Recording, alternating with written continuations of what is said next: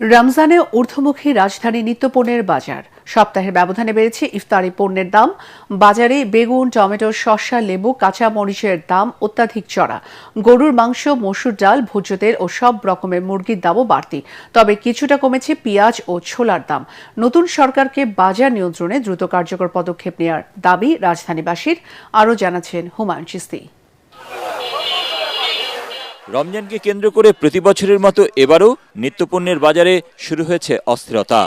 বিশেষ করে ইফতারিতে ব্যবহৃত পণ্যের দাম বেড়েছে অত্যাধিক।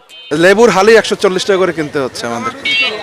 আপনার বেগুন 140 টাকা, শসা 160 টাকা চাচ্ছে, 180 টাকা, সরি 180 টাকা শসার কেজি। কেন ইমাজিন কেমনে চলবে মানুষ? যারা বড় লোক আছে তাদের জন্য ঠিক আছে, কিন্তু যারা গরিব তাদের জন্য মনে হয় যে বাজারে চলাটা খুব কষ্ট হয়ে যায়। শুরুতে যদি সরকার এটাকে ব্যবস্থা গ্রহণ করে তাহলে হয়তো নিয়ন্ত্রণ করা সম্ভব হবে। তবে ছোলার দাম কেজিতে 15 টাকা এবং চিনির দাম কমেছে 5 টাকা। অন্যদিকে মসুর ডালের দাম বেড়েছে কেজিতে 15 থেকে 20 টাকা। ভোজ্য তেলের দামও লিটারে 2-3 টাকা বেশি। ছোলা এর আগে রমজানের আগে 110 টাকা 105 টাকা এরকমভাবে ছিল, তো এখন ছোলা 90 টাকা। শুরুতে হইল গিয়ে আপনার পেঁয়াজের দামটা অত্যন্ত বেশি এবং হুড়ুর করে 1 কেজি 10-15 টাকা বাড়িয়ে গেল। এখন আবার আজকের বাজার যায় দিয়েছে বাজার পড়া। সাধারণত সেহরিতে একটু ভালো খাবার খেতে চান মুসল্লিরা, তবে সে আশায় গুড়ে বালি। 1 কেজি গরুর মাংস কিনতে হলে খরচ করতে হবে 800 টাকা।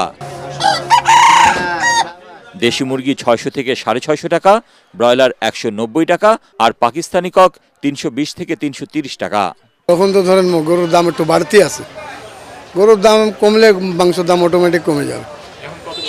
এখন 780-800 এভাবে চলতেছে। নতুন সরকারের প্রতি অভিযোগ না জানালেও প্রথম থেকেই বাজার নিয়ন্ত্রণে কঠোর নজরদারির দাবি ক্রেতা বিক্রেতা সবার। হুমায়ুন চিস্তি, এটিএন বাংলা, ঢাকা।